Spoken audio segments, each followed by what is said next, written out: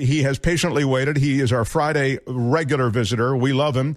He talks about music. He talks about movies, television, streaming. He's our Michael Snyder, everyone. Hey, guys. Hey, Michael. How's everybody doing? We are well, my friend. We are well. I am excited. I was going to say, it's May 1st, right? And the administration still has their, I guess they've expired the national social distancing guidelines. Am I right about this? They are ending, I think. Well, what Trump has done, he has relaxed them federally, right? Isn't it? But state by state, it continues. Isn't that right? Trump on guidelines. I should do. I've heard him say, "I won't extend them," but I thought they were extended to the middle of the month. It's crazy, yeah, they've been man. extended, right? Yeah. It's just what a world where mi casa es su casa is like still a death threat, and they're like entering this. What is the truth on this though? He's got me. The last curious. article I've got is from March 29th, and it said the guidelines would last all the way through April 30th. So I guess so. No, they've expired. He's absolutely right. Michael seldom misses stuff. Yeah. So that's on a federal level, but state by state is different.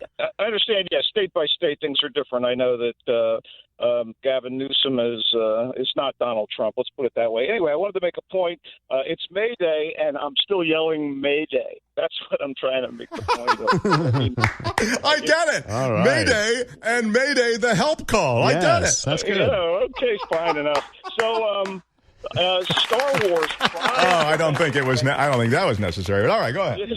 Star Wars: Rise of Skywalker, the 9th film in the 9-movie Skywalker saga from George Lucas's Star Wars machine, is out on Disney Plus. If you have that, so you can watch it. It's got mixed reviews, and at least our long national nightmare is over. Oh wait, no! Here comes the Mandalorian. Here comes the prequels and the sequels. It's never. Do I need to over, have folks. seen the last 8 Star Wars to appreciate the 9th Star Wars? What are you, like a comic book guy? Of course you do. Of course you have to see every last Best Star Wars ever. You don't jump into the story at the very, very end. Hey, listen, all I can tell you is, Luke, I'm your father. That's all I'm going to say. Let's leave it at that. Okay. Also available for streaming, The Photograph, which is a nice African-American skewed romance, and Endings, Beginnings. We reviewed that recently, the latest from the director Drake Doremus. Not as good as his previous film, Like Crazy, but, kind of a modernish romantic drama. New movies. Are we ready for some new movies that are dropping today? I think we are, yeah. Via HBO, it's actually been available for about a week or so. So if you have HBO Plus or on demand, let me recommend Bad Education. This is a top-notch dramedy based on the real and kind of amazing story of corruption at a highly rated Long Island high school district last decade. And there's a scandal that erupted when the truth began to come out from an unexpected place. I mean, great performances by Hugh Jackman and Allison Janney as this slick, charming, and capable superintendent of schools and his all-bases-covered second-in-command, and terrific supporting work from beloved comic actor and stand-up Ray Romano and the Broadway star Annalee Ashford, and all said it's Jackman's complex character as the superintendent that's at the heart of this thing, and he delivers one of his best performances. Wow. This sounds great, Michael. It's a docu-comedy. It's amusing at times. It's less flamboyant than his Wolverine or his P.T. Barnum, but it's a little more nuanced. Not as flamboyant as Wolverine? No, not quite so flamboyant. I love it. Not a lot of slashing, slicing, and dicing unless you mean emotionally. And there's a very straightforward but wry sensibility that Corey Finley, the director, brings to it, and it fits the story. Bad Education. You can get it via HBO. Wow. Okay, I like genre movies, and The Wretched is a tiny little supernatural horror film that's sort of a modern-day twist on the old Hansel and Gretel tale, and better than the attempt to rework the traditional cautionary fantasy as Gretel and Hansel, which was released a couple months ago and had the usual old-timey kind of fairy story setting, and yet some kind of postmodern feminist subtext. The Wretched is much more disturbingly evil Among Us stuff, as a teenage boy goes to spend summer in a touristy seaside town with his father, who is estranged from the boy's mother and runs the local marina. But there is something sinister in the woods near Dad's house. No household names in the cast, but that doesn't matter since they're all just ordinary people in our eyes, and that kind of makes the events of the movie more impactful. The Wretched, written and directed by the Pierce brothers, Brett and Drew T. Pierce, and pretty well done. And finally, in terms of newly available... And sorry, where can we see that? I apologize, where? Did you say? I think The Wretched is available via IFC Midnight. And so if you go to IFC and dig around, you should find it. And finally, and this movie, I think, is available on Deerskin streaming today, so you're going to have to look it up. Sorry. Deerskin. Now, it wouldn't be Friday if I didn't throw in something foreign, but this is something I think people are going to enjoy. It's kind of an unhinged mix of subtle comedy and kind of unexpected horror that also takes shots at toxic masculinity and independent filmmaking. I'm not kidding.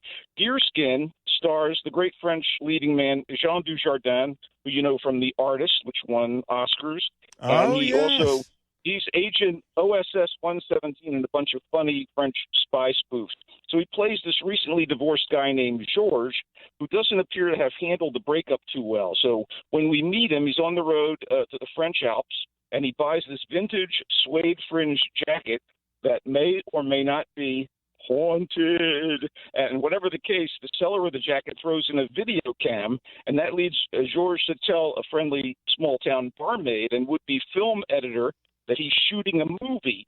And then things get really weird from that point on as George undertakes this bizarre mission that he's determined to record on video. The writer-director of this thing is a guy named Quentin Duplou, and this is this maverick filmmaker and EDM musician whose best-known previous film is a 2010 feature called Rubber, which is about, and this is no lie, an automobile tire in the desert that comes to life and leaves destruction in its wake when it becomes obsessed with a beautiful woman. I'm not joking. Oh, gosh.